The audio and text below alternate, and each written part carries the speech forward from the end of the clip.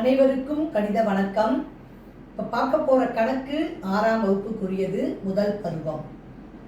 இப்போ 100 மில்லியன் பன்னாட்டு எண்முறையில் 100 மில்லியன் என்பது இந்திய எண்முறைக்கு என்ன எண்ணுக்கு சமமாக இருக்கும் அப்படிங்கிறத எளிதாக நம்ம பார்க்க போகிறோம்.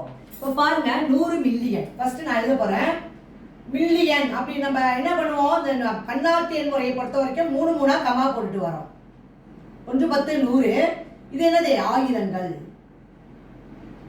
அடுத்து என்ன வரும், மில்லியன் போட போறோம். மில்லியன் அப்ப வந்து எவ்வளவு கொடுத்துருக்கேன், 100 மில்லியன் அப்படின்னு சொல்லி கொடுத்துருக்கேன். அப்ப இங்க என்ன வரும்னு பாருங்க,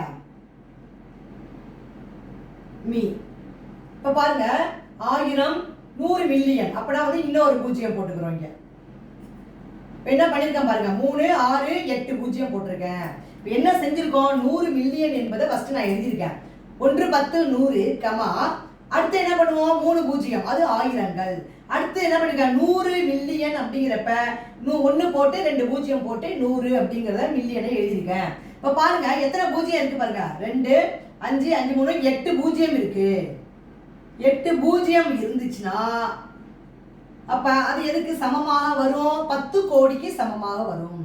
8 0 போட்டுக்கிறேன், 3 4 5 6 7 8. இப்போ பாருங்க, இந்திய எண்முறையில் கமா போடுறோம் 3, அப்புறம் 2 2 கமா போட்டு வரோம். இப்போ பார்க்குறப்ப இதோட மதிப்பு என்னது, 10 கோடி. 8 0 வந்திருக்கு, அதோட இந்திய எண்முறையில் 10 கோடி. அதோடைய மதிப்பு, இட மதிப்பு என்ன படிச்சிருக்கோம், 10 கோடி. புரிஞ்சுங்களா?